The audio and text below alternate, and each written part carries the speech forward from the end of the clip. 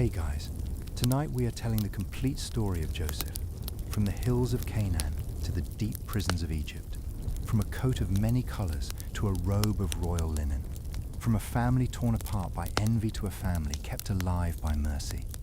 This is one of the most beautiful stories in all of Scripture, and we are going to follow it slowly, carefully, from the very beginning to the very end. So get comfortable, take a breath, let the day go. Whatever is still turning in the back of your mind, set it down for now. It will keep until morning. Tonight we are going back to the old roads of Genesis, to the tents of Jacob, to the land promised to Abraham and Isaac, to a family carrying blessing and pain in equal measure, and to a boy whose life would be shaped by dreams he did not understand yet. Close your eyes and let us begin. Joseph's story begins inside a family that was already complicated. His father was Jacob, the same Jacob who had wrestled in the night and come away limping, the same Jacob who had received a new name from God, Israel. He was the grandson of Abraham, the son of Isaac, the man through whom the covenant promise continued. But Jacob was not a simple man, and his household was not a simple household. It carried love and rivalry, faith and fear, memory and favoritism, all woven together so tightly that no one living inside it could touch one strand without pulling on all the others. Jacob had loved Rachel. That is one of the earliest facts beneath Joseph's life. Before Joseph was born, before his dreams, before the brothers and the pit and the road to Egypt, there was Rachel. Jacob had loved her from the beginning, and the whole story of his marriages had been shaped by that love and by the deception of her father, Laban. Jacob had worked years for Rachel, only to be given Leah first. Then he worked more years, and Rachel became his wife as well. From that arrangement came a house full of sons, but not a house full of peace. Leah bore children. The maidservants bore children. Rachel waited. And in the waiting, the ache deepened. Every child born in the household was a blessing and also a reminder. Every name carried feeling. Every cradle carried hope and pain together. This was the household into which Joseph would eventually be born. Not into calm, but into long desire finally answered. When Rachel bore Joseph, Jacob's heart turned toward the boy with a kind of love that everyone could see. Joseph was the child of his old age, the son of the woman he had loved most deeply, a living sign to Jacob that Rachel's sorrow had not been the final word. And because Jacob loved Rachel, he loved Joseph with a tenderness that became visible in the ordinary life of the tents. Jacob's tent was a house of promise, but it was also a house of old wounds. But the family itself was not peaceful. Joseph was born into that. He was not responsible for the love Jacob showed him. He did not choose Rachel to be his mother. He did not ask to be the son his father looked at with softened eyes. But he lived in the middle of what those things meant to others. His brothers saw the difference. And in a family where old hurts already lay close to the surface, a father's visible favor became like a spark falling into dry grass. So before Joseph ever dreamed, before the robe, before Dothan, the air around him was already charged with things too old and too tangled for a 17-year-old boy to understand. The brothers noticed. Children always notice where the eyes of a parent rest longest. They noticed the way Jacob listened when Joseph spoke. They noticed the softened expression in his face. They noticed the small allowances, the little differences, the sense that Joseph's presence carried a light in the household that their own presence did not seem to carry in quite the same way. None of this began with Joseph's fault. He was a child inside a story already older than him, but he lived inside the consequences of it. Then Jacob gave him a robe. The robe was more than clothing. In a family where everyone already knew the unevenness of Jacob's affection, the robe gave that unevenness shape and color. It made the private preference public. It told the household, without needing to speak, that Joseph held a place in his father's heart that the others did not hold in the same way. Fathers do not always understand what their gifts announce to the rest of the room. Jacob may have looked at Joseph and seen Rachel, memory, answered prayer, the son of his old age. But the brothers looked at the same robe and saw rejection. They saw a younger brother lifted above them. They saw the old ache of a family in which love had never felt simple. and so the robe became a quiet witness against the peace of the house. Every time Joseph wore it, the colors moved through the camp like a reminder. At meals, near the tents, along the paths between the flocks. It was beautiful, perhaps, but beauty can become painful when it seems to belong to someone else's favor. Joseph wore the gift his father gave him. His brothers carried the meaning they gave it. The robe was special. It was not work clothing. It was not the rough outer garment of a boy sent out for labor. It was long, ornamented, carefully made, the kind of garment that made a statement before the person wearing it ever said a word. The brothers did not need anyone to interpret it for them. They knew what it meant. Their father had made Joseph visible, marked him out, set him apart. It was a robe that said beloved, and to the brothers it sounded like less loved. So the brothers hated Joseph. The scripture says they could not speak peaceably to him. That detail is small, but it tells you almost everything. It means the hatred had entered the daily language of the house, the tone at the meal, the short answers, the silence when he approached. The way a room changes when someone walks into it and everyone has already decided what they feel. Joseph was 17 years old enough to notice, young enough not to know what to do with what he noticed. He pastured the flock with some of his brothers, and he brought his father a bad report about them. The Bible does not tell us all the details. It does not tell us whether Joseph was being brave or naive, careful or unwise, obedient or irritating, in that particular way younger siblings can be irritating without meaning to be. It simply tells us that he reported what he saw, and the gap widened. Then Joseph dreamed. Dreams matter in the story of Genesis. They arrive like messages from a place deeper than ordinary thought. They come when people cannot yet see the road ahead, and they speak in images rather than explanations. Joseph had a dream, and because he was young, because he was loved, because he did not yet understand the full weight of other people's envy, he told it to his brothers. In the dream, they were binding sheaves in the field. Joseph's sheaf rose and stood upright. The sheaves of his brothers gathered around it and bowed down. The brothers understood immediately. "Will you indeed reign over us?" they asked. "Will you really rule over us?" The dream had spoken in grain, but they heard the meaning in power. Their hatred increased, because now the beloved son had become, in their minds, the ambitious son. The robe had been insult enough. The dream was worse. The robe said Jacob favored him. The dream seemed to say God did. Then Joseph dreamed again. This time the sun, the moon, and 11 stars bowed down to him. He told the dream to his father and his brothers. Jacob rebuked him. "Shall I and your mother and your brothers come to bow ourselves to the ground before you?" The question sounded like correction, and perhaps it was. But Jacob did something else too. He kept the matter in mind. Jacob's remembering matters because Jacob had lived with impossible things before. He had left home with very little and slept with a stone beneath his head. He had dreamed of a ladder between earth and heaven. He had heard promises spoken into the loneliness of the road. He had wrestled through the dark beside the Jabbok until the morning came and his name was changed. So when Joseph spoke of sun, moon, and stars, Jacob could rebuke the boy and still keep the matter. The brothers did not hold it that way.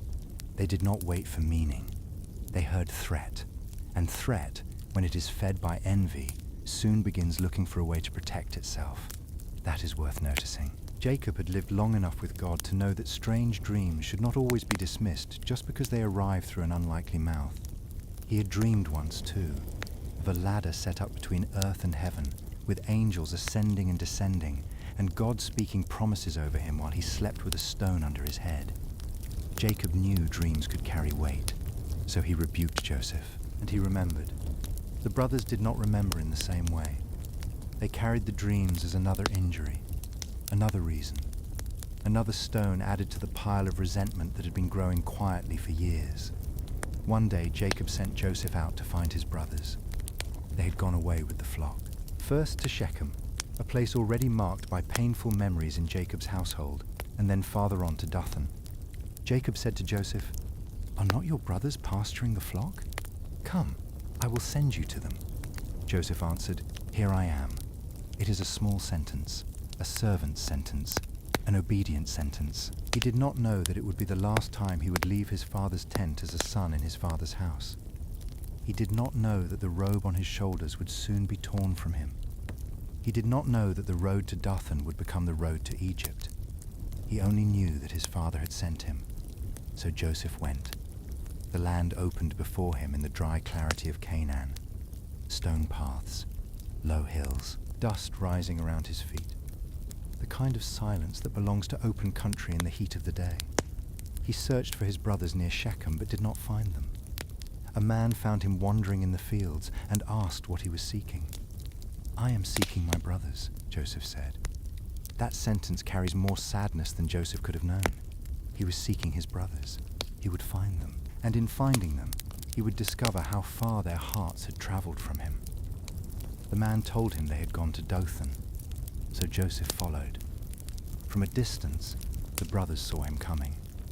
Before he reached them, before he could speak, before his face was near enough to read, they recognized the robe. The figure moving across the landscape was enough. The beloved son, the dreamer, coming toward them again. And the hatred that had been growing in speech and silence became a plan. "Here comes this dreamer," they said. "Come now, let us kill him and throw him into one of the pits. Then we will say a fierce animal has devoured him.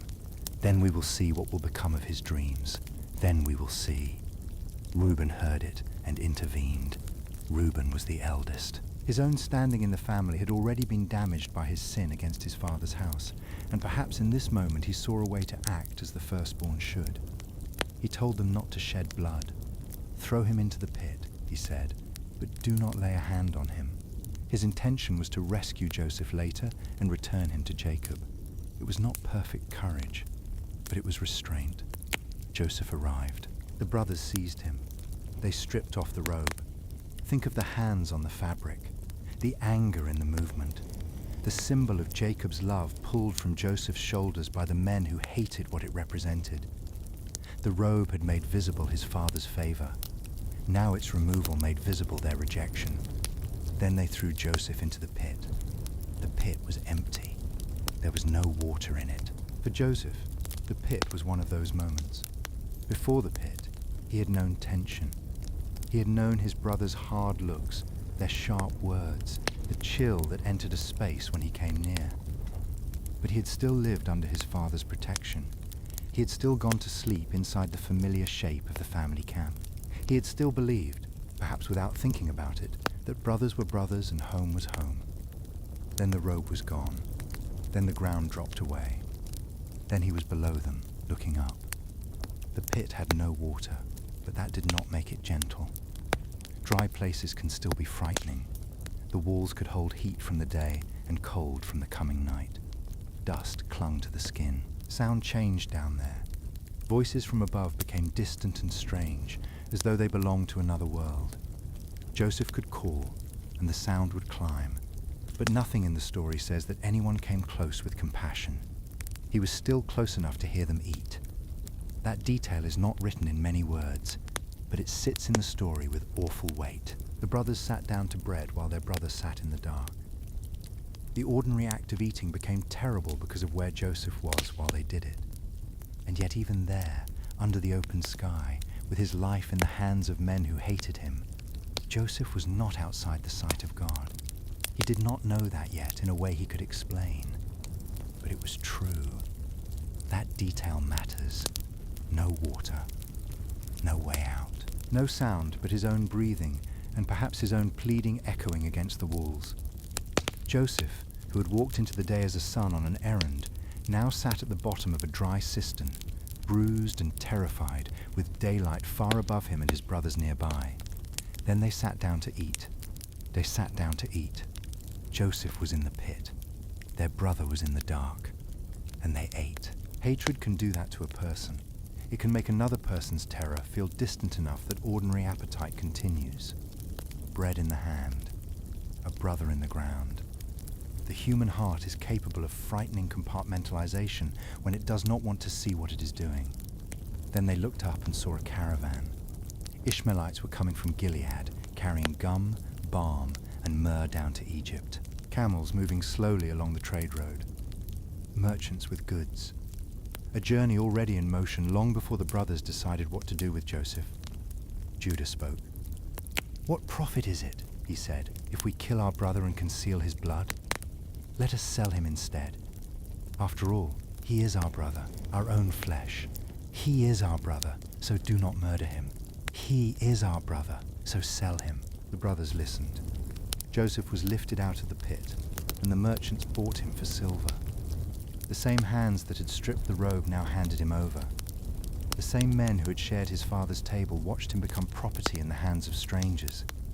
The road to Egypt was not only distance, it was loss measured in steps. Every movement of the caravan carried Joseph farther from the hills he knew, farther from his father's tents, farther from the place where Rachel had been remembered, farther from the ordinary sounds of his childhood. The animals moved steadily. Traders spoke around him. The sky changed slowly overhead, and Joseph, who had gone out that morning as a son sent on an errand, was now being carried away as property. Joseph did not choose the road. He did not choose the price. He did not choose the destination. The brothers had chosen. The traders had purchased. Egypt waited at the end of the journey like a world he had never asked to enter. But God can work even where a person has lost the power to choose the road beneath his feet. That does not make the wrong less wrong. It means the wrong does not get the final word. The caravan moved south. Joseph was taken toward Egypt. He must have looked back. That is not stated, but it is hard not to imagine. The hills of Canaan behind him, the land of his father receding, the brothers growing smaller in the distance, the life he knew breaking apart with every step of the camels. Perhaps he called out. Perhaps he stopped when calling changed nothing. Perhaps he tried to keep his mind fixed on the dreams because the dreams were the only part of his life that had not yet been taken from him. But even the dreams must have seemed impossible now. No sheaves bowing, no stars, only dust, only rope, only the road to a country whose language he did not know. Reuben returned to the pit and found it empty. He tore his clothes. "The boy is gone," he said. "And I, where shall I go?" The brothers took Joseph's robe. They slaughtered a goat and dipped the robe in blood. Then they brought it to Jacob. They did not say Joseph was dead. They let the evidence do the lying for them. "This we have found," they said. "Please identify whether it is your son's robe or not." "Your son's robe." Jacob recognized it. "It is my son's robe," he said. "A fierce animal has devoured him. Joseph is without doubt torn to pieces." The lie entered Jacob's heart with the force of a death. He tore his garments. He put sackcloth on his waist. He mourned for Joseph many days. His sons and daughters rose up to comfort him, but he refused to be comforted. "I shall go down to the grave mourning for my son," he said. So Jacob wept. Jacob's grief settled over the household like a long night. The tents still stood. The flocks still needed tending. Meals still had to be prepared. The ordinary life of the family continued in outward shape, but something central had been torn from it. Jacob carried Joseph's absence into every day, and the brothers carried something else, the knowledge that the absence had been made by their own hands. The house of Jacob had become quieter, but not more peaceful. The brothers had removed Joseph from their eyes. They had not removed him from the story, and the brothers watched the grief their lie had created. But Joseph was not dead. Far away, in Egypt, the merchants sold him to Potiphar, an officer of Pharaoh, the captain of the guard. Egypt was another world. For Joseph, Egypt would have been overwhelming in almost every way. The language, the clothing, the buildings, the smell of river, mud and spices and animals and baked brick. The ordered confidence of an empire that did not know the stories of Abraham's altars or Isaac's wells or Jacob's wrestling in the night. Egypt had its own gods, its own rituals, its own hierarchies, its own way of naming the world. Joseph arrived with none of the visible signs that had once told him who he was. No robe, no father nearby, no brother to defend him, no familiar hill on the horizon.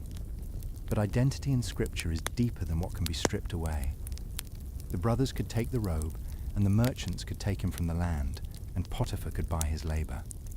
But none of them could remove the covenant God from Joseph's life. None of them could make him unseen. None of them could turn Egypt into a place where the Lord could not reach. Canaan had been tents and flocks and family roads. Egypt was river and stone and empire.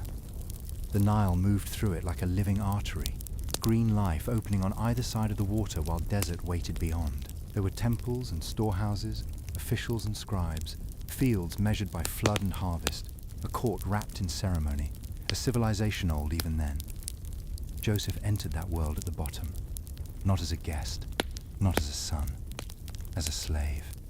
He was young, 17, stripped from his family, stripped from his land, stripped from the robe that had marked him as beloved. In Canaan, he had been Jacob's son. In Egypt, he was property in the house of another man. And yet the scripture says the Lord was with Joseph.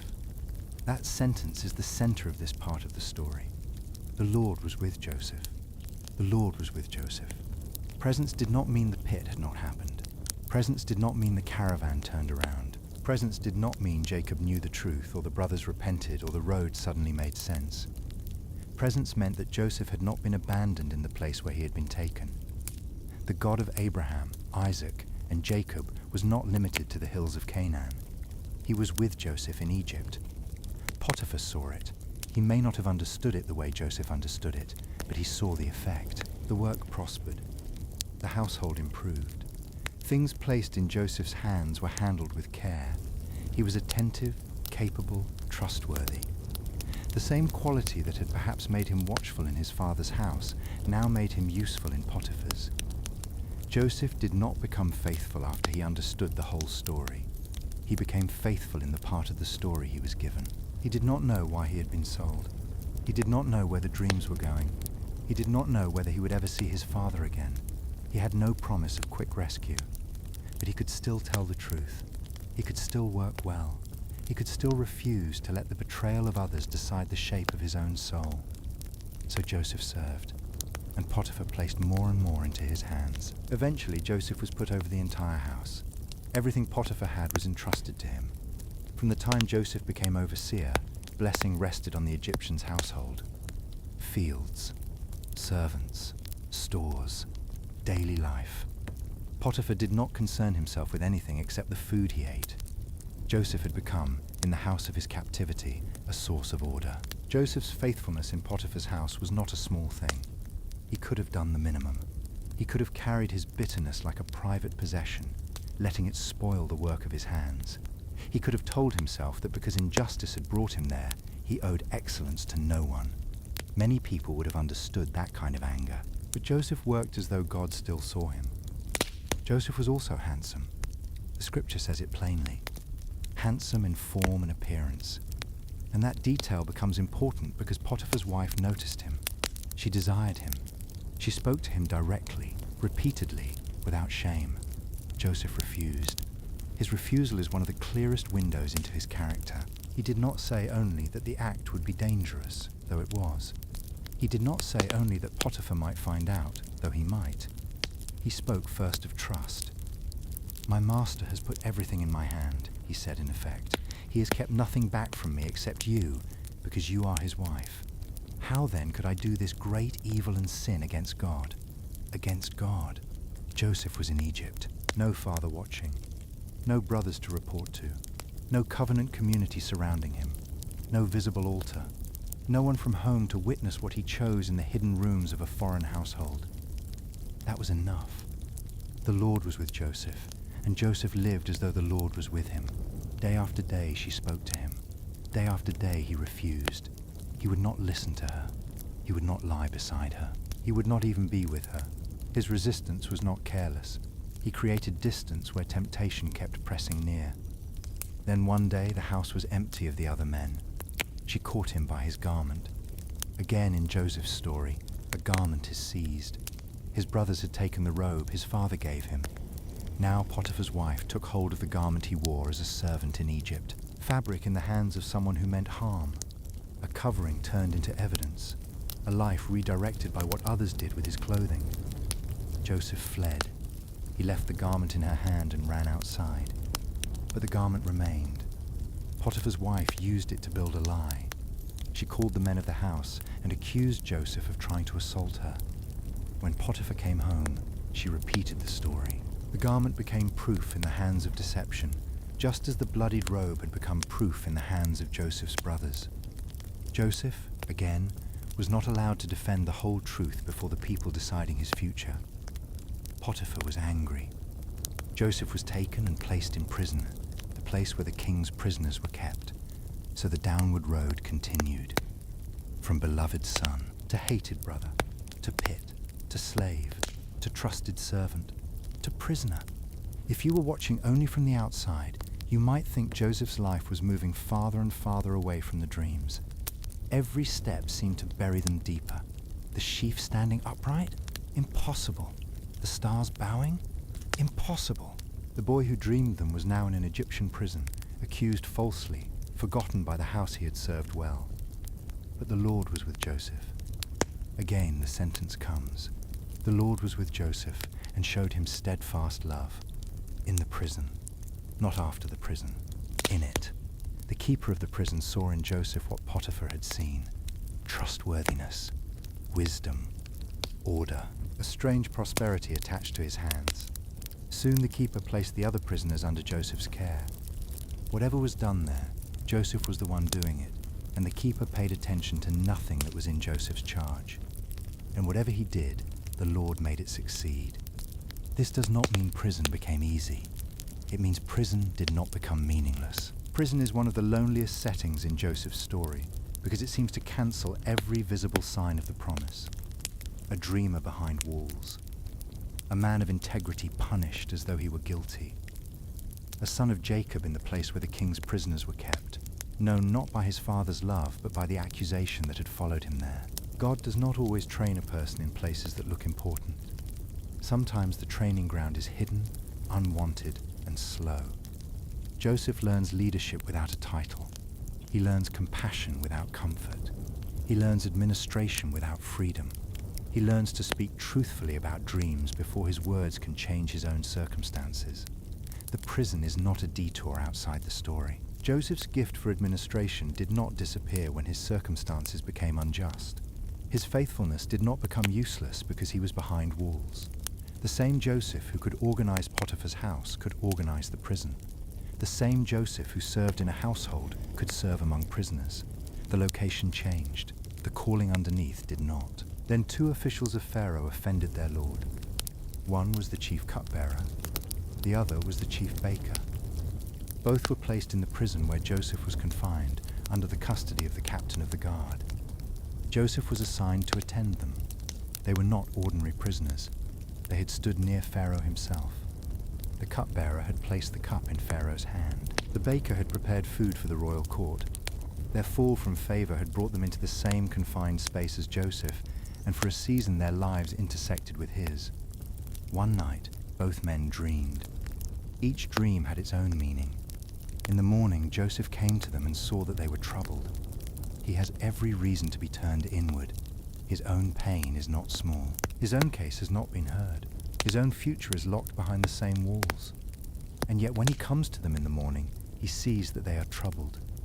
In the morning, Joseph came to them. That question reveals more about Joseph than it first appears to reveal. Suffering has not made him blind to the suffering of others. Waiting has not made him careless. Prison has not shrunk his world until only his own hurt matters. He is still attentive enough to notice sorrow in another man. The boy who once spoke his dreams, perhaps too quickly, has become a man who listens before he speaks. He asks. He waits. He lets the troubled men tell him what has disturbed them.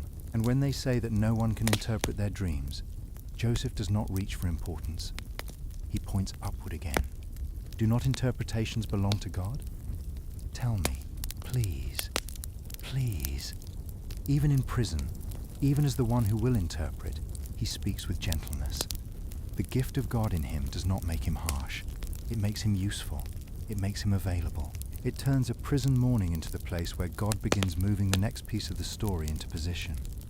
The cupbearer and the baker think they are only telling dreams. Joseph does not yet know they are connected to the door that will one day open. But faithfulness rarely knows, in the moment, how important the moment will become. That detail tells you something about him. He noticed. A man whose own life had been shattered still had enough room in him to observe another person's sorrow. He did not say, "You think you are troubled?" He did not retreat into the private bitterness that suffering can produce. He looked at their faces and asked why they were downcast. They told him they had dreamed, and there was no one to interpret. Joseph answered with humility before God. "Interpretations belong to God," he said. "Tell them to me." He did not claim the gift as his own possession. He did not perform spirituality to impress them. He simply knew where meaning came from. The same God who had once given him dreams could give understanding of another man's dream. The cupbearer spoke first. He had seen a vine before him. On the vine were 3 branches. It budded, blossomed, and its clusters ripened into grapes. Pharaoh's cup was in his hand. He took the grapes, pressed them into the cup, and placed the cup in Pharaoh's hand. Joseph gave the interpretation. The 3 branches were 3 days. In 3 days, Pharaoh would lift up the cupbearer's head and restore him to his office. He would again place Pharaoh's cup in his hand. Then Joseph asked to be remembered. "When it is well with you," he said, "remember me. Mention me to Pharaoh. Bring me out of this house. I was stolen from the land of the Hebrews, and here also I have done nothing that they should put me into the pit." When Joseph finally asks the cupbearer to remember him, the request comes from a place of honest pain. "Remember me. Mention me to Pharaoh. Bring me out of this house." Faith does not require Joseph to call the wrong thing right. He can trust God and still ask to be remembered. He can serve faithfully and still want freedom. He can interpret another man's dream and still speak the truth about his own suffering. That honesty is part of why the story feels so human. Joseph is not stone. He is faithful flesh and blood. There it is, the pain spoken plainly. Joseph had not forgotten.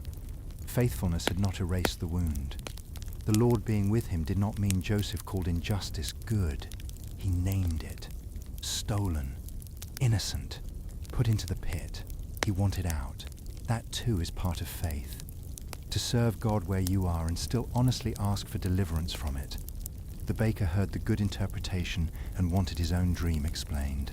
He had seen 3 baskets of baked goods on his head. In the upper basket were foods for Pharaoh, but birds were eating them out of the basket. Joseph's interpretation was heavier.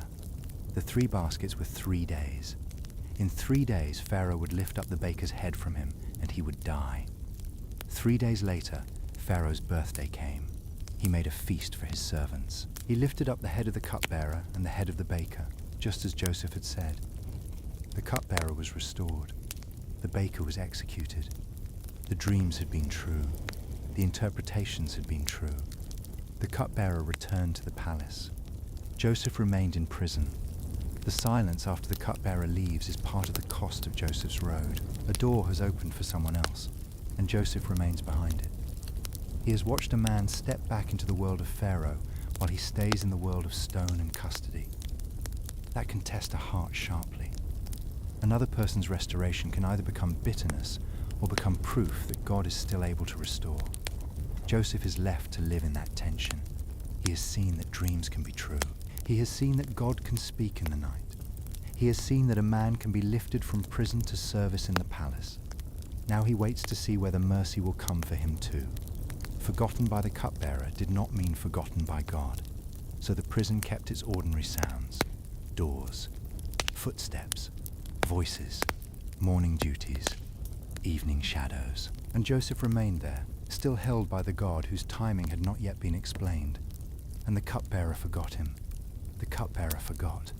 The prison doors stayed closed, and Joseph waited, day after day, morning after morning.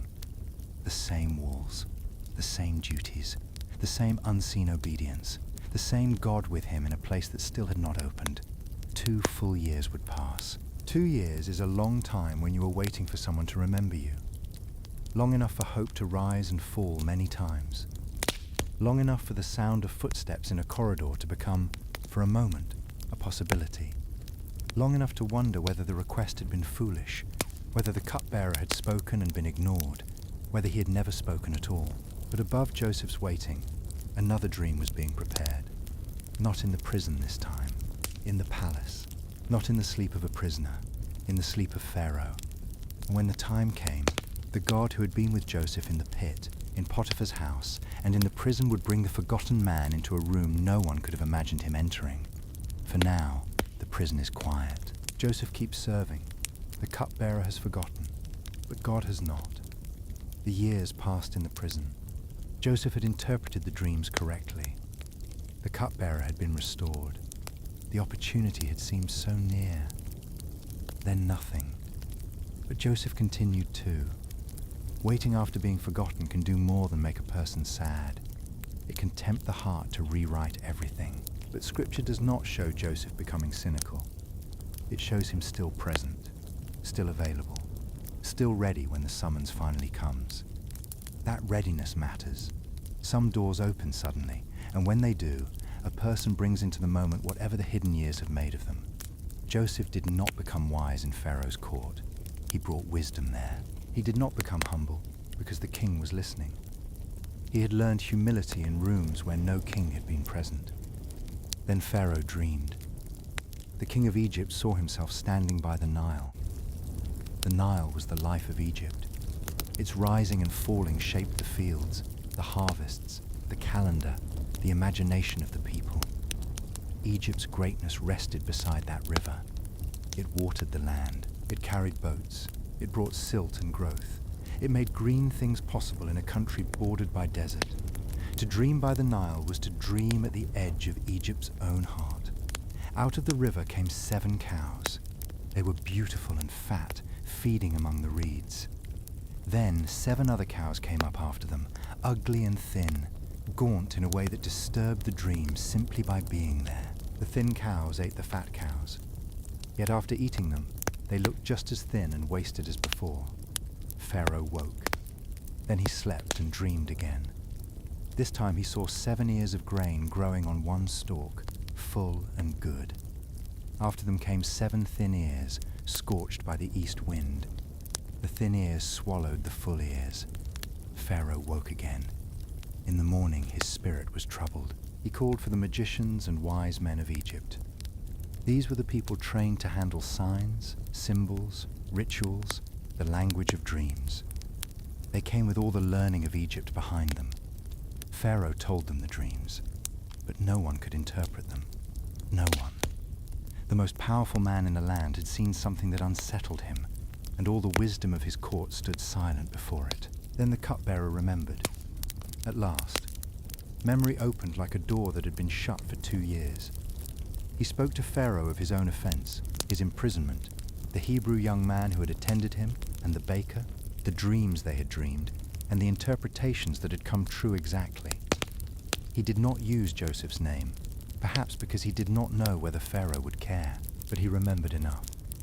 There was a young Hebrew, a servant, a prisoner, a man who understood dreams. Pharaoh sent and called Joseph. The movement was sudden. One moment Joseph was in prison. The next he was being summoned by Pharaoh. He was shaved, given clean clothes, and brought up from the prison into the royal court. Shaved because Egypt was not Canaan. Clean clothes because prison garments would not stand before Pharaoh. Everything about him was altered outwardly, but the man inside the clothes was the same Joseph who had learned to be faithful when no one applauded him. He stood before Pharaoh. Pharaoh said he had heard that Joseph could interpret dreams. Joseph answered the way he had answered in prison. "It is not in me." God will give Pharaoh an answer. He is not frantic. He is not grasping. He does not rush to tell his own story first. He does not begin with the injustice of the pit, or the lie in Potiphar's house, or the cupbearer's forgetfulness. All of those things are true, and one day parts of them will be named. But in this moment, Joseph stands before Pharaoh to serve the purpose for which he has been called. First, he gives God the credit. Then he listens. And then he turns truth into preparation. Think of how remarkable that is. Joseph has been forgotten for 2 years. Now he stands before the only man in Egypt who can free him. This is the moment to impress, to secure favor, to display whatever gift might make him valuable. But Joseph refuses to make himself the source. The gift is real, but it is not his possession. The interpretation belongs to God. So Pharaoh told the dreams. The cows. the grain, the fat swallowed by the thin, the full consumed by the scorched, the strange horror of abundance disappearing into famine and leaving no trace behind. Joseph listened. Then he spoke. The dreams were one. God had shown Pharaoh what he was about to do. 7 years of great plenty were coming throughout Egypt, followed by 7 years of famine. The famine would be so severe that the abundance would be forgotten. The doubling of the dream meant the matter was fixed by God, and God would shortly bring it about. This was not merely interpretation. Joseph also gave counsel. Pharaoh should appoint a discerning and wise man over Egypt. Officers should be set over the land.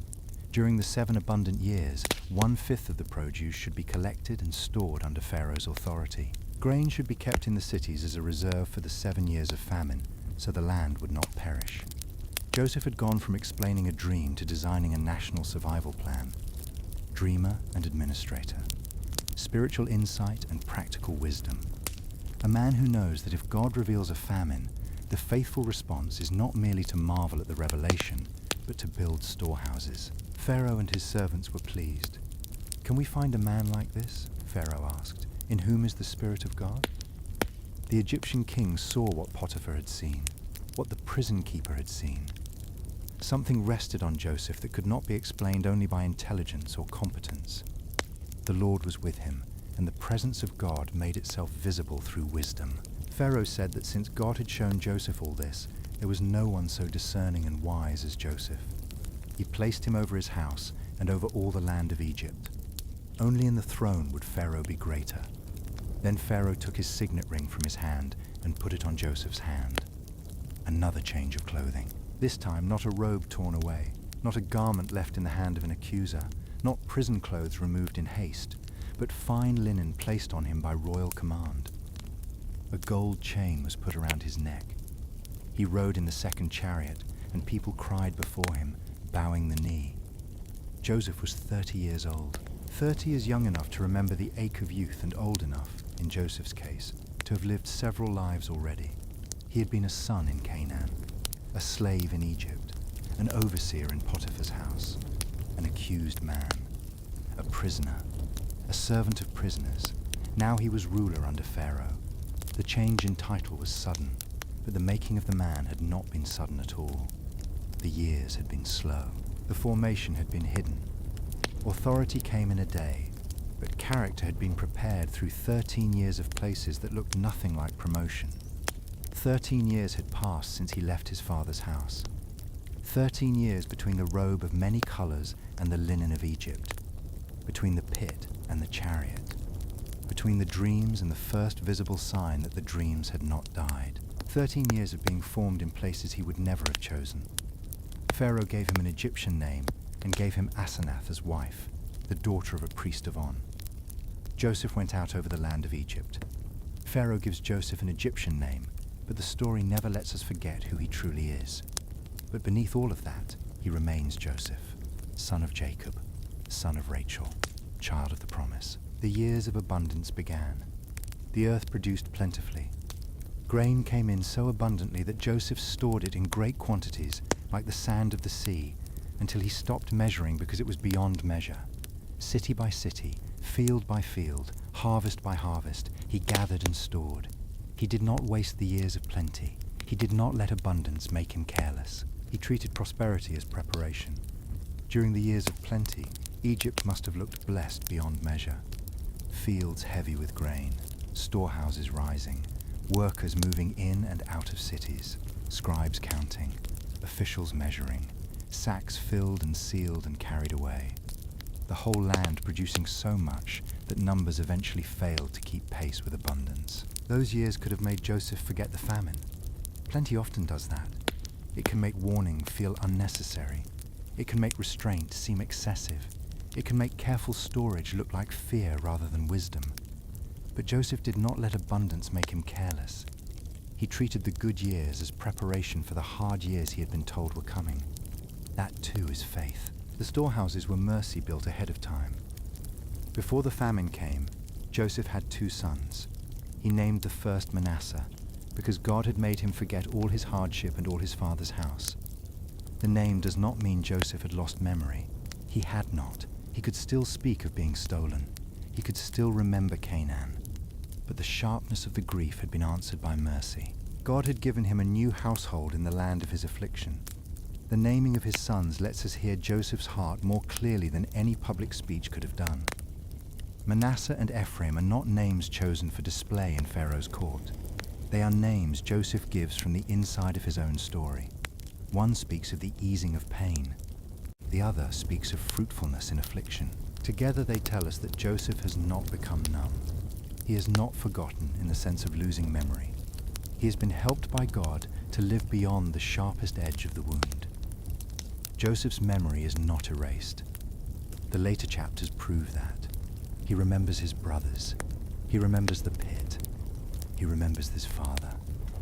He remembers the land. But the memories no longer have the same power to define him only as wounded. God has given him children, work, purpose, a household, fruit in the very land where he suffered. So when he speaks those names, he is not saying the past never hurt. He is saying pain was not the only thing God allowed to grow there. He named the second Ephraim because God had made him fruitful in the land of his suffering. Fruitful in the land of suffering. That might be the sentence written over Joseph's Egyptian years. He did not become fruitful because the suffering had been imaginary. He became fruitful in it. The land where he had been enslaved became the land where his children were born. The country of his captivity became the place where God raised him up to preserve life. Then the 7 years of plenty ended, and the famine began. At first, perhaps, people hoped it would pass quickly. A poor season, a failed harvest, a hard year. But it did not pass. The famine spread through all the lands, while in Egypt there was bread because Joseph had stored grain. When Egypt itself became hungry, Pharaoh sent the people to Joseph. Joseph opened the storehouses and sold grain to the Egyptians. All the earth came to Egypt to buy grain. The roads into Egypt must have filled with the hunger of many nations. Caravans, families, servants sent by masters, fathers sent by households, men carrying money and empty sacks, hoping that somewhere beyond the border there would be bread. Hunger has a way of making strangers travel the same road. It lowers pride. It turns distant countries into neighbors.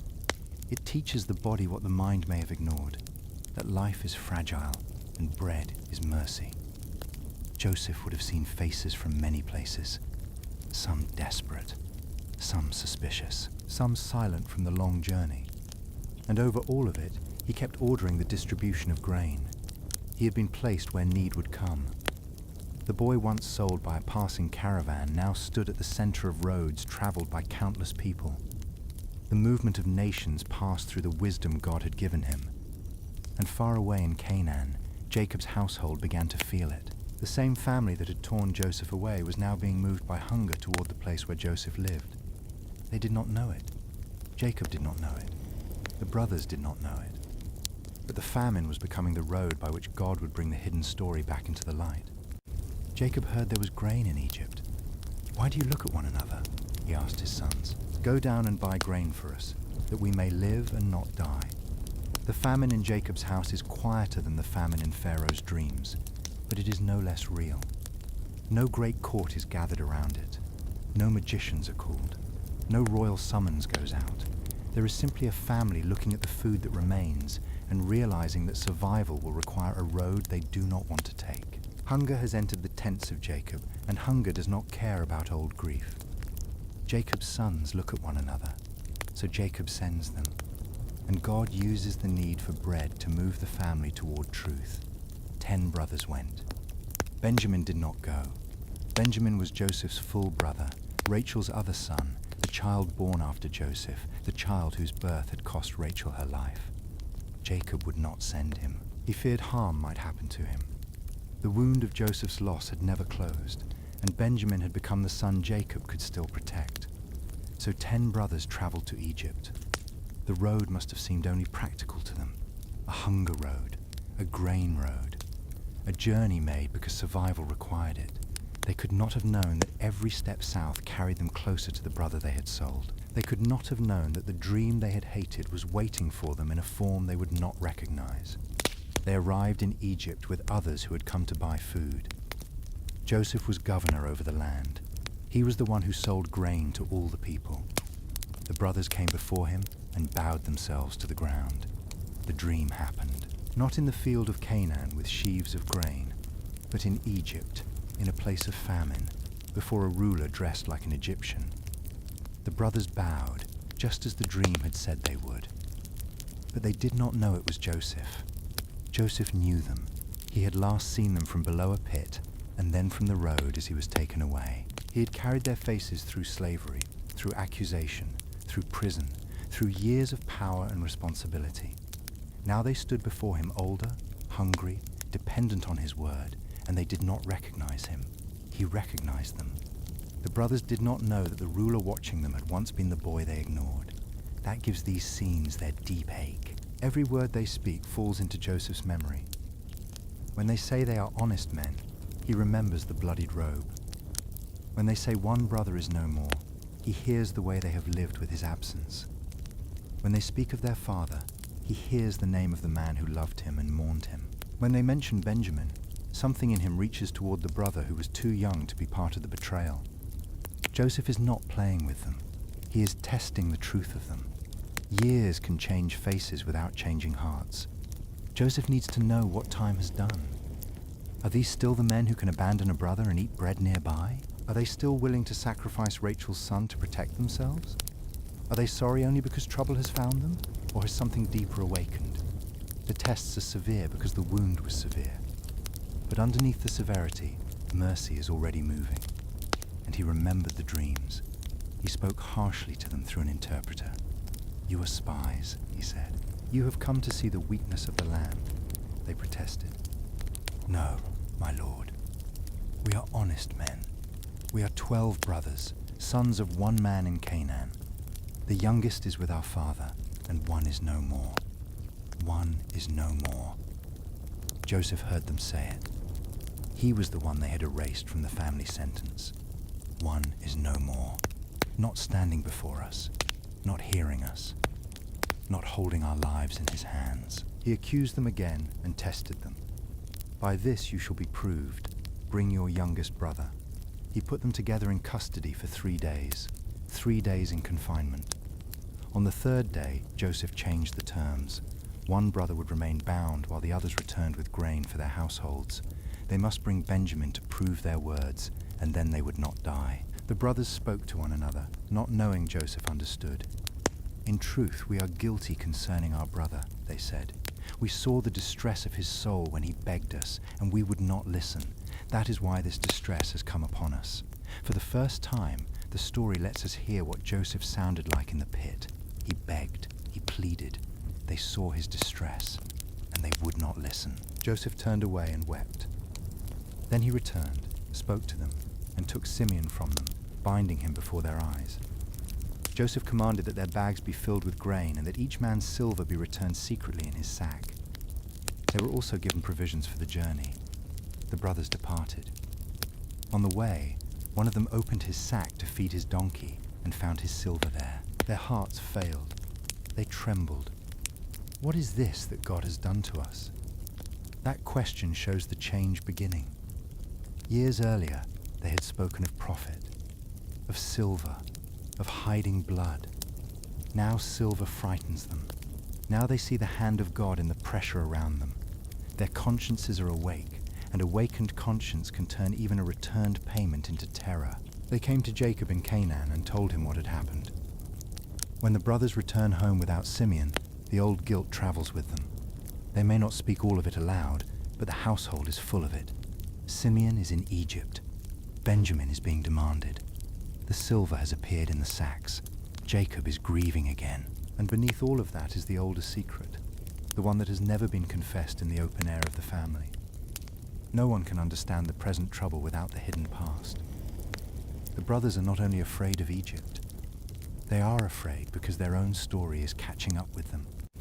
And God, in mercy, is letting it catch up before the family is lost beyond repair. They explained the harsh ruler, the accusation of spying, the brother held in Egypt, the demand that Benjamin must come. Then they opened their sacks, and each man's bundle of silver was there. Fear filled the household. Jacob grieved again. Jacob's refusal is painful, but it is understandable. He has already lost Joseph, or so he believes. Simeon is now held in Egypt. Benjamin is the last son of Rachel left in his sight. To the brothers, Benjamin's journey is necessary for survival. To Jacob, it feels like placing the final piece of his heart into danger. Grief can make protection feel like the only love left. Jacob cannot control famine. He cannot control the Egyptian ruler. He cannot undo the day Joseph disappeared. But he can say no to Benjamin leaving. So he says no, and the household sits under the weight of a decision that cannot hold forever. Empty jars do not listen to fear. Children still need bread. Flocks still need tending. The grain from Egypt grows lower each day, and the question Jacob tried to close rises again in the house. "You have bereaved me of my children," he said. "Joseph is no more. Simeon is no more. And now you would take Benjamin. All this has come against me." Reuben offered his own sons as guarantee, but Jacob refused. Benjamin would not go down. If harm happened to him, Jacob said, they would bring his grey hairs down to the grave in sorrow, so the matter rested. But famine does not stop because a family is afraid. The hunger continued. The grain they had brought from Egypt was eaten. The need returned. Jacob told his sons to go again and buy food. Judah spoke this time. Judah, whose idea it had been to sell Joseph. Judah, who had once helped hand a brother to strangers. Judah now stepped forward with a different kind of speech. The man had warned them solemnly that they would not see his face unless Benjamin came. If Jacob sent Benjamin, they would go and live. If not, they would not go. Jacob asked why they had treated him so badly by telling the man they had another brother. They answered that the man had questioned them closely. Was their father alive? Did they have another brother? How could they have known he would demand that Benjamin come? Then Judah made himself surety. Judah's pledge to Jacob is slow redemption beginning to take form. He does not simply say that Benjamin will probably be safe.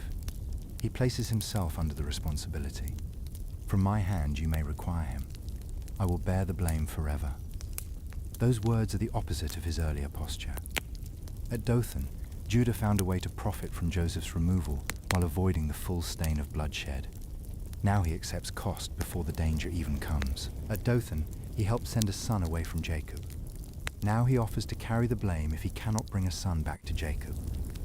The story does not announce a dramatic conversion with music and light. It shows a man choosing differently. "Send the boy with me," he said. "I will be a pledge of his safety. From my hand you may require him. If I do not bring him back, I will bear the blame forever." Something is happening in Judah. Jacob yielded. "If it must be so," he said. He told them to take gifts down to the man. Balm, honey, gum, myrrh, pistachio nuts, and almonds. "Take double the money," he said, "and the money that was returned in your sacks." Perhaps it was an oversight. "Take your brother also. Rise and go." Then Jacob spoke the only prayer he could. "May God Almighty grant you mercy before the man, and may he send back your other brother and Benjamin. And as for me, if I am bereaved, I am bereaved." The brothers took the gifts, the double money, and Benjamin. They went down to Egypt and stood before Joseph. The second journey to Egypt must have felt heavier than the first. The first time, the brothers carried hunger and money. This time, they carry hunger, money, gifts, fear, Benjamin, and Jacob's sorrow. Every step south is loaded with responsibility. Judah has pledged himself. The brothers know that if they lose Benjamin, they cannot simply return home as they did before. They are walking with the future of their father's heart beside them. Benjamin is not a small detail in the group. He is the test before the test is even announced. Will they protect him? Will they resent him? Will they treat Rachel's son as expendable again? The answer is not yet spoken, but the road is already asking it. And somewhere ahead of them, Joseph waits, as the ruler of the land. Joseph saw Benjamin, his full brother, Rachel's son, the child he had not watched grow up. The living face of the mother he had lost when he was young, and the father he had not seen for more than 20 years. Joseph told his steward to bring the men into his house, slaughter an animal, and prepare a meal. They would dine with him at noon. The brothers were afraid. Being brought into the house did not feel like honor to them. It felt like danger. They thought it was because of the silver returned in their sacks. They imagined being overpowered and made slaves. Guilt interprets kindness as threat when it has not yet learned how mercy sounds. At the entrance of the house, they explained the silver to Joseph's steward. They told him they had found it in their sacks and had brought it back with more money to buy food. The steward answered gently, "Peace to you. Do not be afraid. Your God and the God of your father must have put treasure in your sacks." Then he brought Simeon out to them. They were given water. They washed their feet. Their donkeys were fed. The gifts were prepared for Joseph's arrival. When Joseph came home, they brought him the gifts and bowed down to the ground. Again the dream. Again the brothers on their faces. Joseph asked about their welfare. "Is your father, well, the old man of whom you spoke? Is he still alive?" They answered that his servant, their father, was well. He was still alive. And they bowed again. Joseph lifted his eyes and saw Benjamin. "Is this your youngest brother, of whom you spoke to me? God be gracious to you, my son." Then Joseph hurried out, because his compassion grew warm for his brother and he needed to weep. He entered his chamber and wept there. Again, hidden tears. Joseph had power enough to command rooms and storehouses and nations, but the sight of Benjamin undid him. He washed his face, came out, controlled himself, and said, "Serve the food." They ate separately. Joseph by himself, the Egyptians by themselves, and the Hebrews by themselves, because the Egyptians would not eat with Hebrews. Even in the room of provision, the separations of the ancient world remained. But the brothers were seated before Joseph in birth order, from the firstborn to the youngest. They looked at one another in amazement. The brothers' amazement at the seating order is one of the small, quiet pressures Joseph places on them. Joseph is not rushing. That may feel strange, because we know who he is and we want the revelation to come. But Joseph allows the truth to ripen. He gives space for conscience to speak. He lets them experience favor toward Benjamin without turning against him. He lets them leave with Benjamin and then face the possibility of losing him. The pace is painful, but it is purposeful. A family wound that has lasted more than 20 years is not healed by a single clever sentence. The truth has to come all the way to the surface. How did this Egyptian ruler know the order of their births? Portions were taken to them from Joseph's table, but Benjamin's portion was 5 times as much as any of theirs. A test rested quietly in the meal. Years before, Joseph had been favored, and the brothers' envy had become hatred.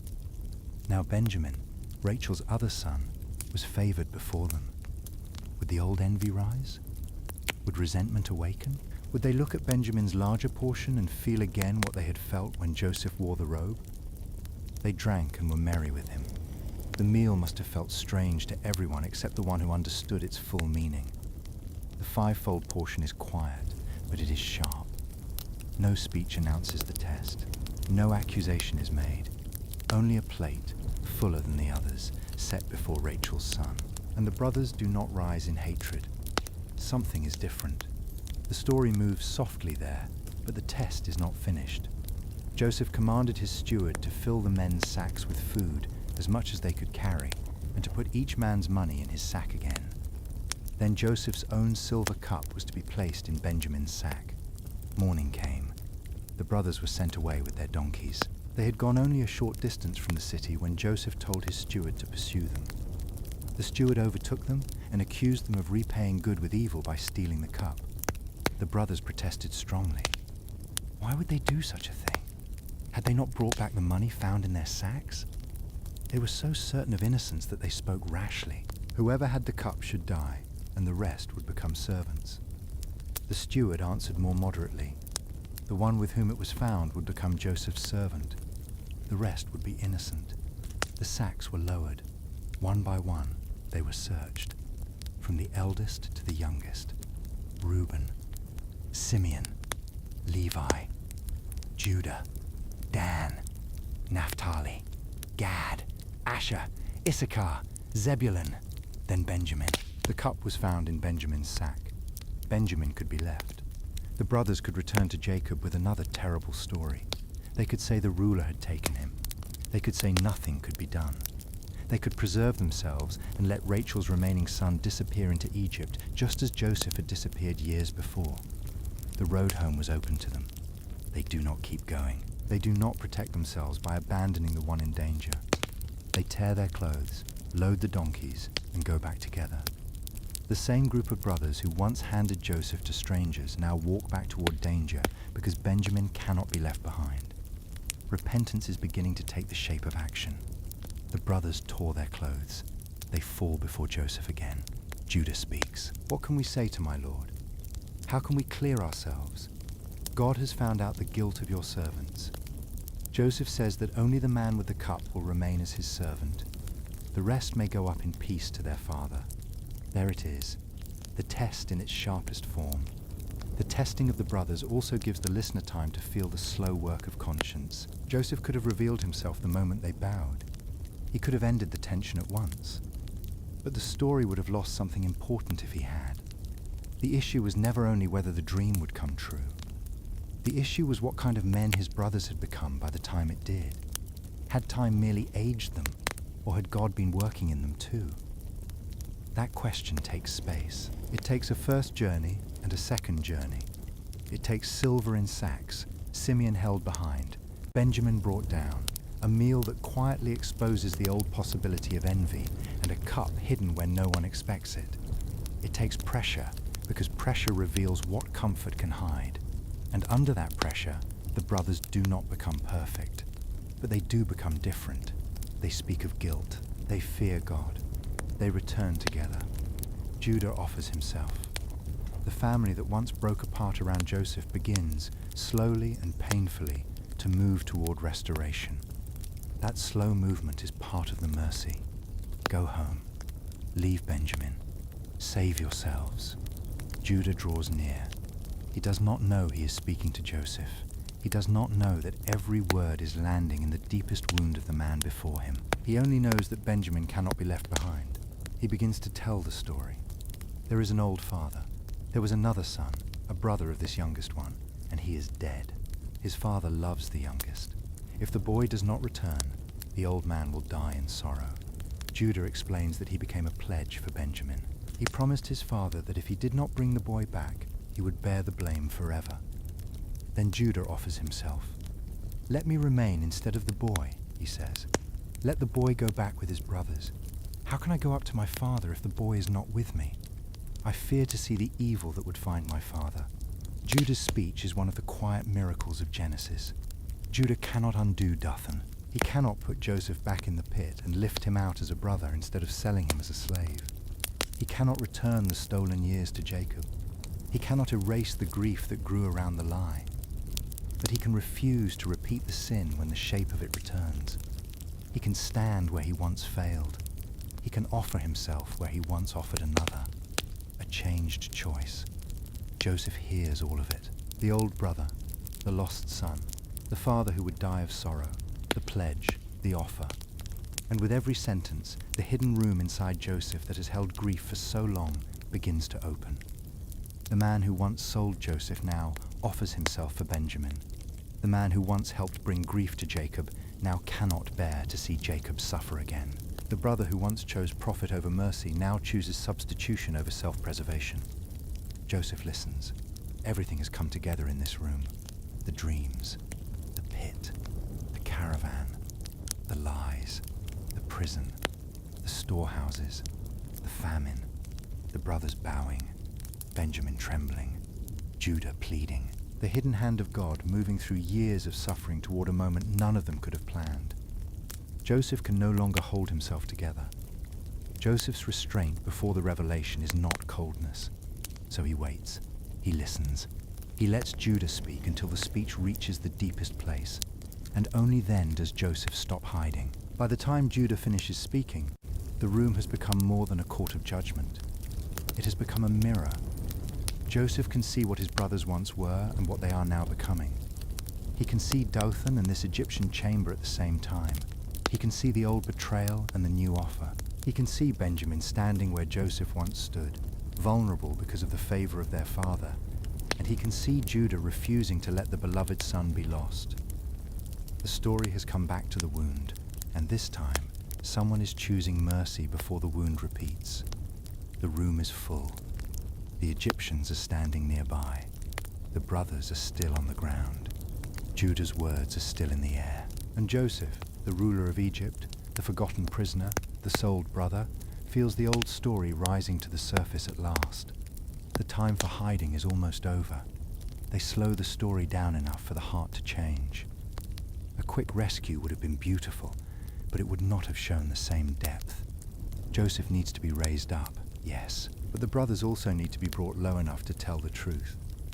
Jacob needs to see that the son he mourned is alive. Benjamin needs to be protected instead of abandoned. God is doing more than moving Joseph from prison to palace. He is restoring a family. That kind of work takes time. Joseph could not restrain himself any longer. The room had held as much as it could hold. Judah's plea still trembled in the air. Benjamin stood under the weight of an accusation he did not understand. The brothers waited for the decision of the Egyptian ruler before them, not knowing that the man deciding their future had once cried out to them from the bottom of a pit. Joseph ordered everyone to leave. Every Egyptian servant, every attendant, every official who had been present in the room. "Leave me," he said, and they went out. So Joseph was alone with his brothers when he made himself known. Then he wept aloud. Not quietly this time, not hidden in a chamber, not turned away where they could not see. The sound of his weeping filled the house so strongly that the Egyptians heard it, and the household of Pharaoh heard about it. Joseph said to his brothers, "I am Joseph." 4 words, enough to break open more than 20 years. I am Joseph, the dead brother alive, the sold brother ruling, the forgotten one standing before them with power over grain, prison, pardon, and life. The boy from Dothan, the dreamer, the one they had named as gone forever.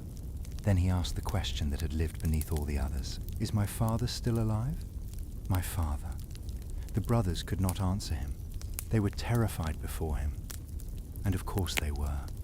Everything hidden had become visible in a breath. The man they had wronged had power now. The brother they had sold could command their punishment with a word. Their secret was no longer buried in Canaan under a bloodied robe and years of silence. It stood in front of them, weeping. Joseph told them to come near. The command to come near is gentle, but it is also brave. Joseph is inviting the men who wounded him into closeness again. He is not keeping them forever at a safe official distance. He is not speaking only as governor from behind the protection of rank. He is letting the room become family again, and family is where the wound first happened. That kind of mercy is not weakness. It takes strength to bring the guilty near without pretending guilt was nothing. It takes strength to speak peace when fear expects revenge. It takes strength to be truthful and tender in the same breath. Joseph has learned that strength through years when he had very little control over what happened to him. Now that he has power, the question is what he will do with it. The answer is not spectacle, not punishment, not a public display of triumph over the brothers who once despised him. The answer is an invitation. Come near. Fear makes distance. Shame makes distance. Guilt makes the room feel impossible to cross. Joseph closes the distance. He does not shout his accusation across the hall. He brings them closer to hear what he is about to say. I am your brother Joseph, whom you sold into Egypt. He tells the truth.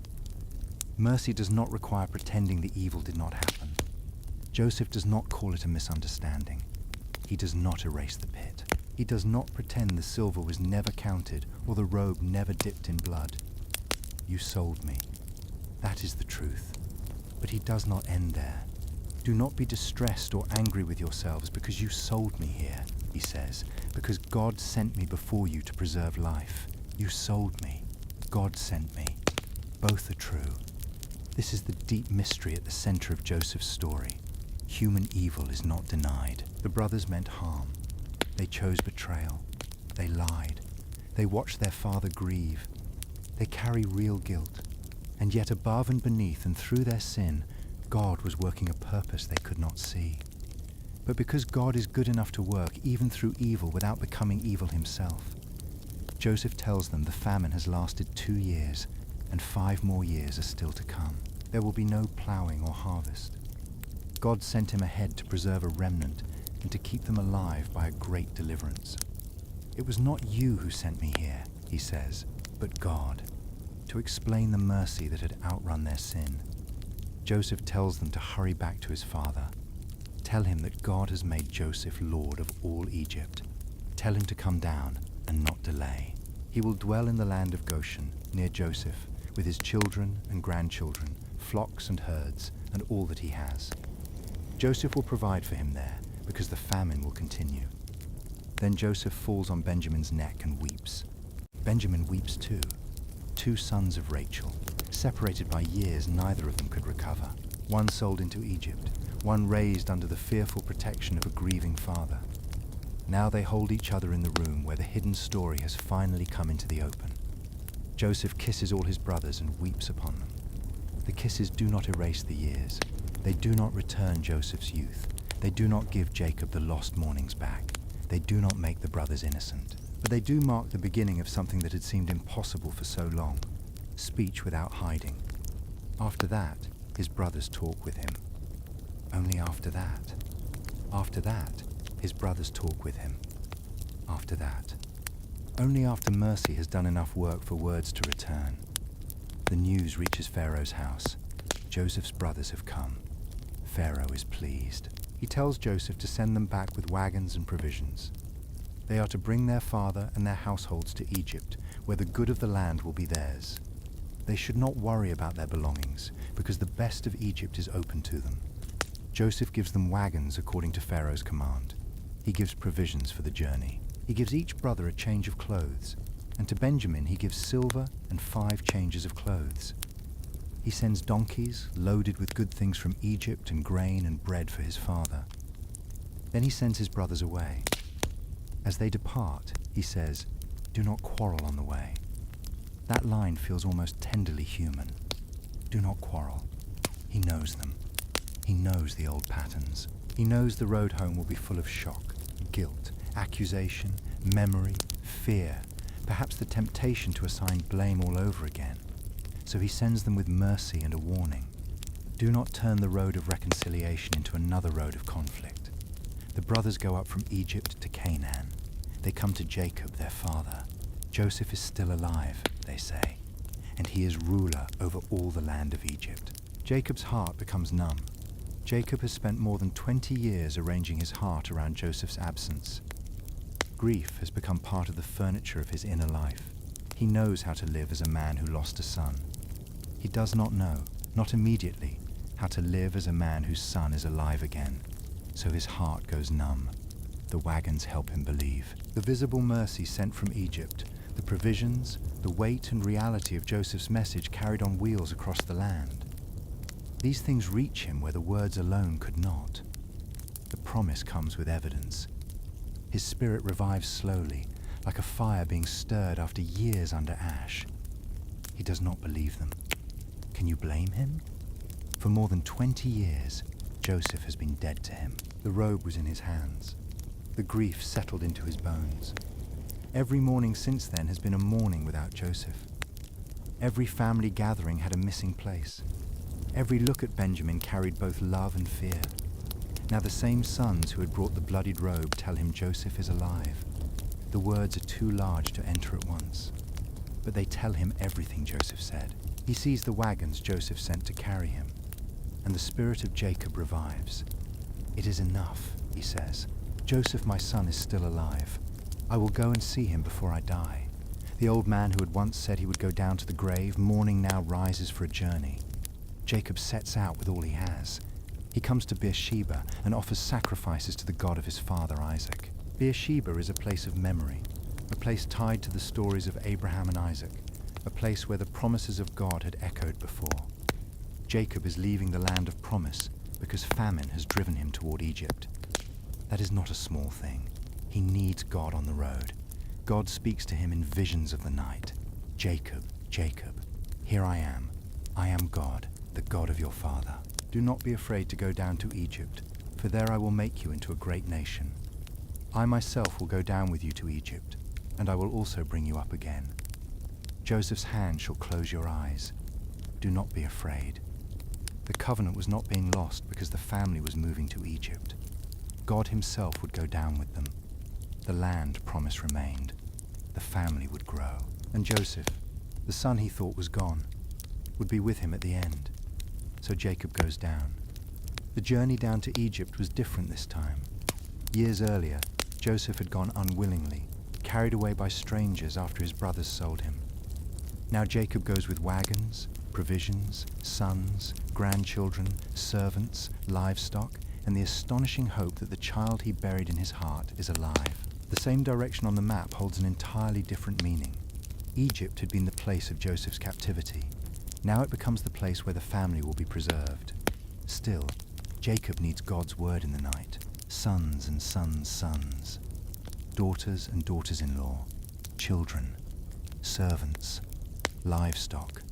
All the household moving toward Egypt in wagons Joseph sent. The family of promise entering the land where, generations later, they would become a nation and then slaves and then a people delivered by God with a mighty hand. But for now, the movement is mercy. For now, it is an old father going to see his son. Judah goes ahead to Joseph to show the way to Goshen. Joseph prepares his chariot and goes up to meet Israel, his father. When Joseph and Jacob finally meet, the story becomes almost silent because the moment is too full. He falls on his father's neck. He weeps a long time.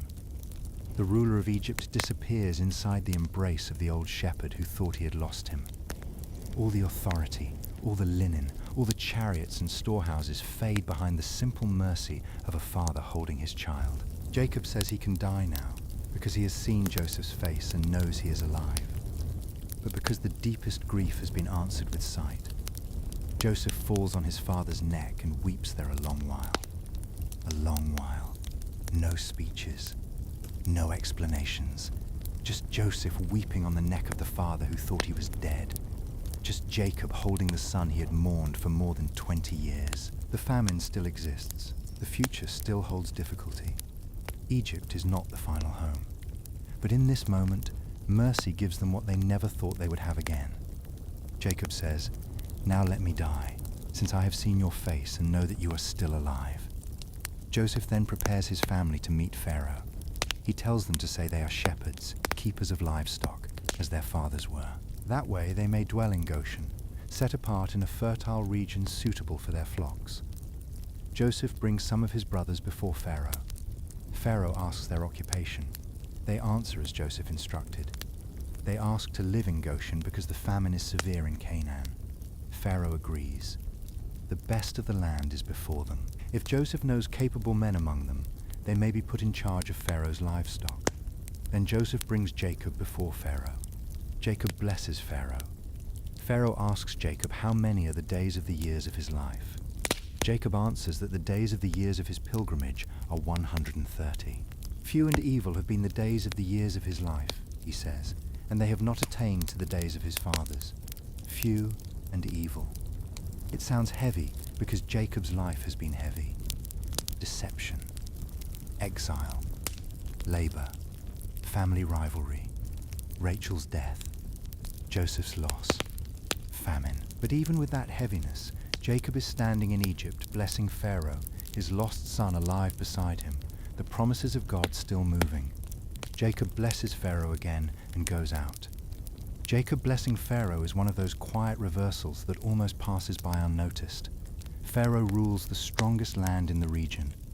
Jacob arrives as a shepherd, an old foreigner fleeing famine with his household. Outwardly, Pharaoh is the greater man. He has the throne, the river, the chariots, the storehouses, and the officials. Jacob has years, wounds, promises, and the presence of the God of his fathers. And Jacob blesses Pharaoh. The lesser, in worldly appearance, blesses the greater.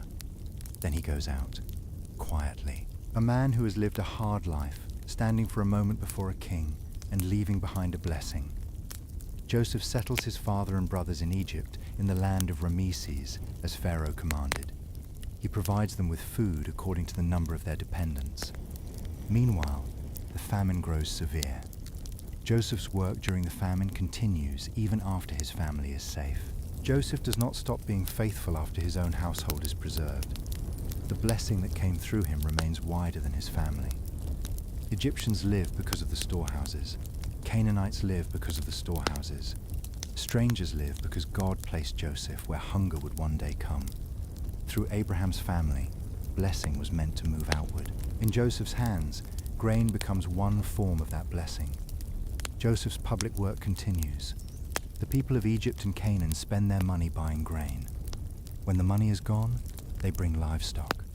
When livestock is gone, they offer their land and themselves in exchange for food. Joseph acquires the land for Pharaoh and gives seed to the people when the time comes, establishing a fifth of the produce for Pharaoh while the people keep the rest. Israel settles in Goshen. They gain possessions. They are fruitful and multiply greatly. The family that came down small begins to grow in Egypt, just as God told Jacob it would. Goshen gave the family space to breathe. Joseph does not merely forgive in the emotional heat of reunion and then leave them to fend for themselves. He arranges a place. He provides grain. He speaks to Pharaoh. He thinks about their occupation and how they may dwell apart in a land suited to them. His forgiveness becomes practical, administrative, embodied. Love expressed through careful provision.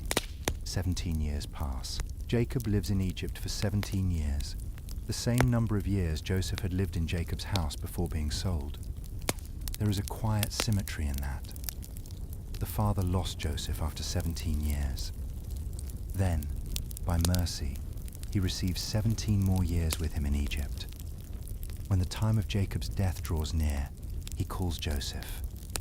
He asks Joseph to swear that he will not bury him in Egypt. He wants to lie with his fathers in the cave of Machpelah, in the land promised to the family. Abraham and Sarah are buried there, Isaac and Rebekah, Leah. Jacob wants his bones to rest in the land of promise. Joseph swears. Then Jacob bows in worship. Later, Joseph is told that his father is ill. He takes his two sons, Manasseh and Ephraim, and goes to Jacob.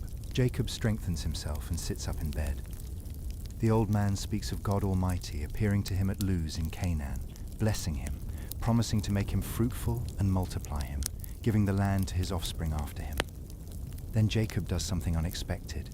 He claims Joseph's two sons as his own. Ephraim and Manasseh will be counted as Reuben and Simeon are counted. Joseph, who was lost, receives a double portion through his sons. Jacob's eyes are dim with age. He sees Joseph's sons and asks who they are. Joseph says, "They are my sons, whom God has given me here." "Bring them to me," Jacob says, "that I may bless them." Joseph brings them near. Jacob kisses them and embraces them. Then he says to Joseph, "I never expected to see your face, and behold, God has let me see your offspring also. I never expected to see your face, and God gave me more." Joseph positions the boys carefully. Manasseh, the firstborn, toward Jacob's right hand. Ephraim, the younger, toward Jacob's left. But Jacob crosses his hands. His right hand rests on Ephraim's head, the younger, and his left on Manasseh's head, the firstborn. Joseph tries to correct him. Jacob refuses. He knows. Manasseh will become a people, and he too will be great. But his younger brother will be greater. The pattern of Genesis continues. Not always the firstborn, not always the expected line. Jacob over Esau. Jacob over Esau. Joseph over older brothers. Ephraim over Manasseh. God's choosing moves according to his wisdom, not human arrangement. Jacob blesses Joseph's sons. When Jacob blesses Joseph's sons, the old story folds in on itself with tenderness. Joseph had once stood before his father as the favored son. Now he kneels near the bed as a father himself, bringing his own children close to an old man's failing eyes.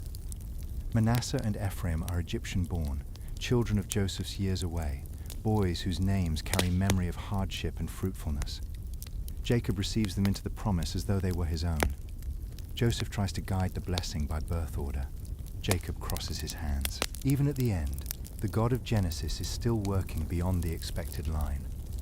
The God before whom my fathers walked, the God who has shepherded me all my life long to this day, the angel who redeemed me from all evil, bless the boys. The God who has shepherded me. Jacob, the old wanderer, can see it now. Through the difficult years, through the roads and losses and fears. God had been shepherding him. Not always along paths he understood, but always with covenant faithfulness. Then Jacob calls all his sons. He gathers the 12 around him and speaks over them. These blessings are not all simple comfort. Some carry rebuke. Some carry prophecy. Some remember old sins and name consequences. Reuben, unstable as water. Simeon and Levi, instruments of violence. Judah, the brother who changed, receives words of kingship. The scepter will not depart from Judah. From his line, generations later, David will come, and later still, Christ. Joseph receives a long blessing.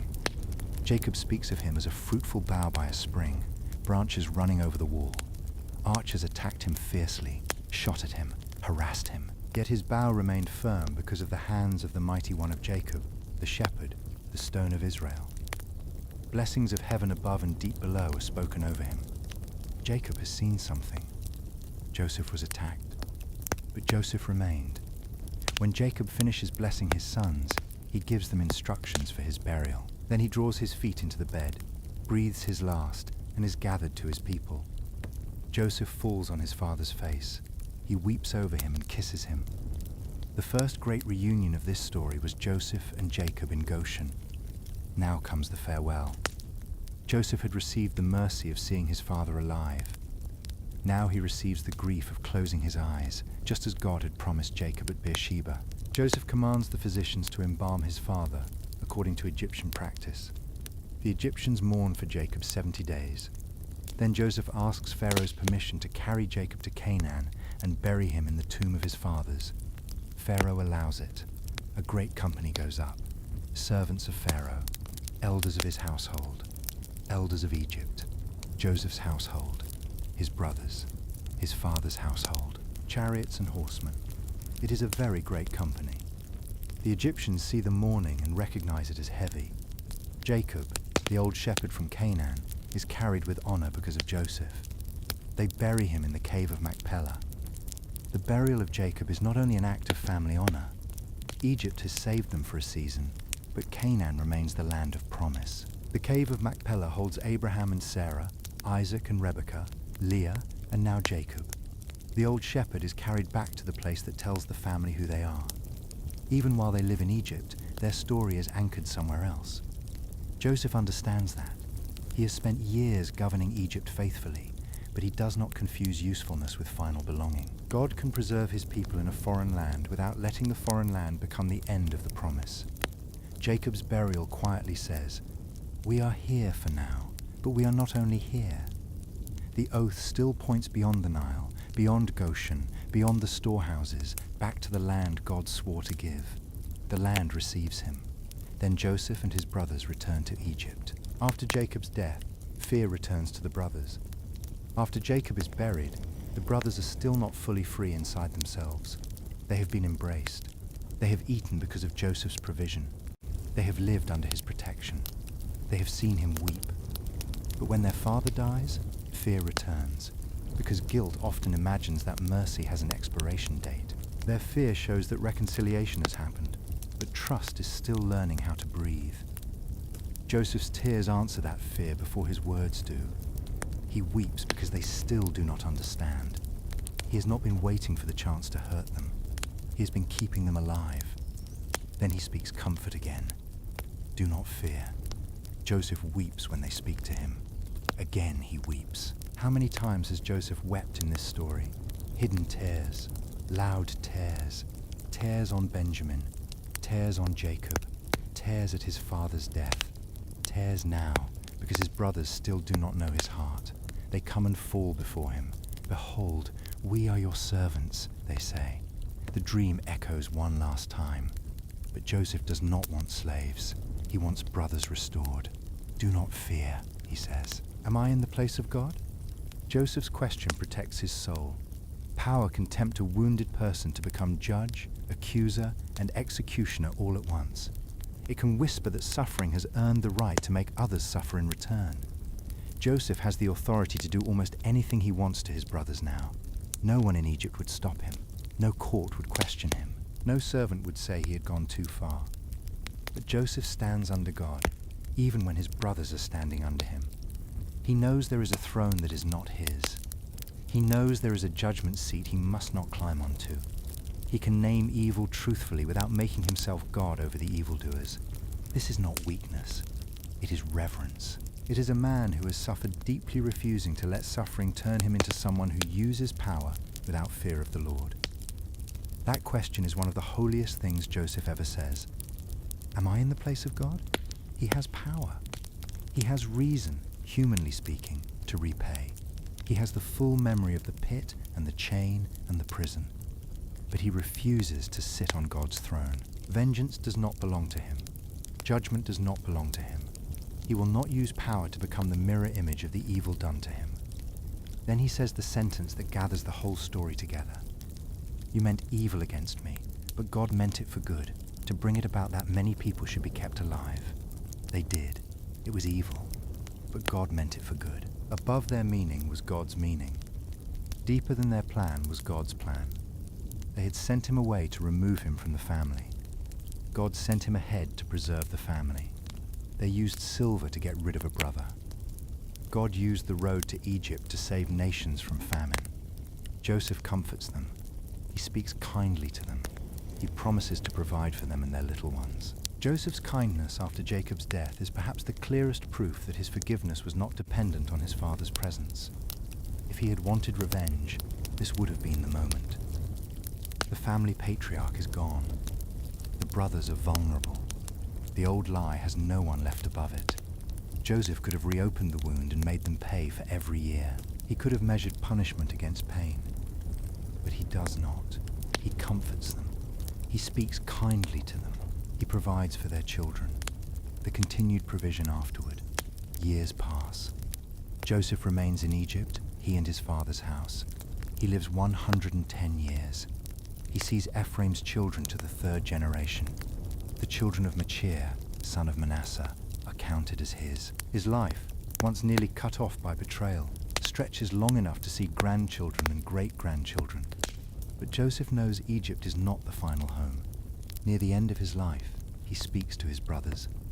I am about to die, he says, but God will surely visit you and bring you up out of this land to the land he swore to Abraham, Isaac, and Jacob. God will surely visit you. Joseph has lived most of his life in Egypt. He has worn Egyptian linen, spoken the language of its court, governed its land, married into an Egyptian household, and saved its people. But his hope is still tied to the promise. Canaan is still the land sworn to the fathers. Egypt has been a place of preservation, but it is not the end of the covenant road. Joseph makes the sons of Israel swear, when God visits you, carry up my bones from here. He wants his bones to travel with the promise. Joseph's final request about his bones is quiet, but it may be one of the strongest acts of faith in his life.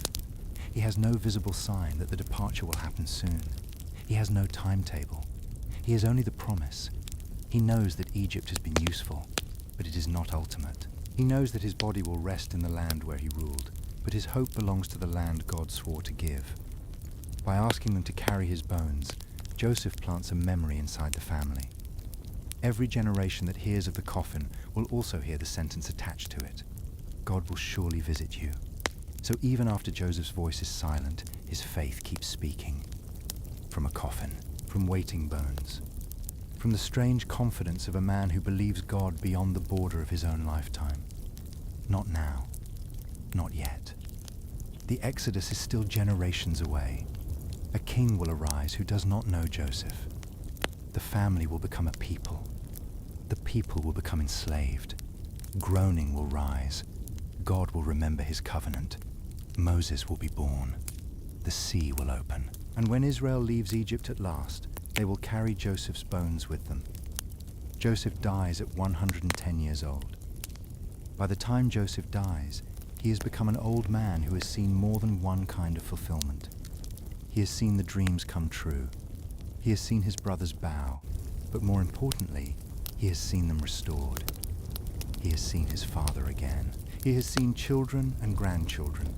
He has seen famine answered with bread and evil answered with providence. Yet even with all of that, he does not speak as though the story is complete. He looks beyond his own lifetime. He looks past the comfortable years in Egypt. He looks toward a visitation of God that he will not see with living eyes. Faith that can be grateful for what has been given and still long for what has been promised. Faith that can die in Egypt while belonging, finally, to the promise beyond Egypt. They embalm him. He is placed in a coffin in Egypt. As the final scene settles, Joseph becomes a bridge between Genesis and Exodus. Genesis ends not with a throne, not with a palace, not with the family fully settled in the promised land, but with a coffin in Egypt. It is an unusual ending, quiet and unresolved. But it is unresolved on purpose. The book closes with the promise still leaning forward. Joseph's bones wait for a future generation. They wait through years of growth. They wait through the rise of a king who does not know Joseph. They wait through oppression, groaning, the birth of Moses, the night of Passover, and the road out of slavery. One day, Israel will carry them. So the last image is not despair. Faith resting in a box, certain that God has not finished the road. A coffin in Egypt. It sounds like an ending, but it is really a waiting place. Inside that coffin is testimony. A silent witness that Egypt is not forever. A reminder that the promises of God may take longer than one lifetime, but do not fail. Joseph's bones rest in Egypt, but his faith points beyond it. The story of Joseph began with dreams. Dreams of bowing sheaves and bowing stars. Dreams that seemed to cause trouble before they brought clarity. Dreams that carried a future Joseph could not have understood as a 17-year-old boy in his father's house. At first, everyone misread the dreams. Joseph may have spoken them too quickly. The brothers hated them too deeply. Jacob held them cautiously. But God knew what they meant. The dreams were not given so Joseph could rise above his brothers in pride. They were given because one day his brothers would need to bow before him in order to live. The bowing was not about Joseph's ego. It was about preservation. It was about bread. It was about God moving ahead of famine, sin, and fear to keep the covenant family alive. He is not a prophet like Moses, speaking law from a mountain. He is not a king like David, ruling from Jerusalem. He is not a priest standing at the altar. The Lord was with Joseph. That sentence is simple enough for a child to remember and deep enough for a lifetime of sorrow to lean on. The Lord was with Joseph. With him when the robe was gone. With him when the road was long. With him when the house of Potiphar felt foreign. With him when doing right led to another loss. With him when the prison was quiet and no message came from the palace. With him in the years when the only proof of the promise was the character being formed in the dark. The presence of God is not proved only by quick rescue. That sentence carried him. In the pit. In the caravan. In Potiphar's house. In temptation. In false accusation. In prison. In Pharaoh's court. In the storehouses. In the room where his brothers bowed. In the embrace of his father. In the long years after reconciliation. The Lord was with Joseph, and Joseph learned to live as though that was enough, even when enough did not feel like explanation. Jacob still lost those years. Joseph still suffered what his brothers did. The prison was still prison. The false accusation was still false. Forgiveness did not make the evil unreal, but the story shows something stronger than the evil. Stronger. The pit was not the end. The prison was not the end. The famine was not the end. Even the coffin in Egypt was not the end. So the ending is quiet, but it is not empty. It lets the unfinished things remain in God's hands. Joseph dies before the Exodus. Jacob dies in Egypt, though his bones rest in Canaan. The brothers live under mercy. They are still learning to trust. The promise continues beyond the page. Some answers arrive. Some are carried forward. Some are entrusted to the next generation. And still, the presence of God is enough for the night. They end with a family preserved, with brothers fed, with an old promise still alive, with bones waiting for the next act of redemption. But God is able to gather what feels scattered. He is able to make even the hidden chapters serve the promise. He is able to be present in the places no one would have chosen and still bring the story to the place he intended. And tonight, as the story settles, you can let it settle gently. That does not make every night easy. Joseph's nights were not easy. but they were held. Imagine the old land of Canaan under evening light, Jacob's tents quiet in the distance, the hills holding the last warmth of the day, a young Joseph walking out, not knowing where the road will lead. Imagine the caravan moving under a wide sky, slow and steady toward Egypt, the dust rising, the boy looking back, the future hidden from him, but not hidden from God. Imagine the prison at night, stone walls cooling after the heat, Joseph awake in the dimness, perhaps praying with words no one wrote down, waiting, not because he understands, but because he is still held. Imagine the storehouses of Egypt filled with grain, the sound of sacks being carried, children being fed because wisdom prepared before hunger came. Imagine the room where Joseph says his name, I am Joseph, the brothers frozen in fear. Then the invitation, come near. Imagine Jacob seeing the wagons, the old heart reviving. Joseph is still alive. Imagine father and son holding one another in Goshen, weeping for the years that were lost and the mercy that was given. And imagine, at the very end, Joseph's coffin in Egypt. Quiet, waiting, a promise in the shape of bones. One day, God will visit you. One day, you will go up. One day, carry me with you. Joseph did not see the whole pattern while he was in the pit. So let the night become quiet. Let the burdens loosen a little. Let the unfinished things rest in hands stronger than yours. The dreamer has finished his road. The family has been preserved. The promise continues. And the God who was with Joseph in hidden places is still near in hidden places now. Sleep well.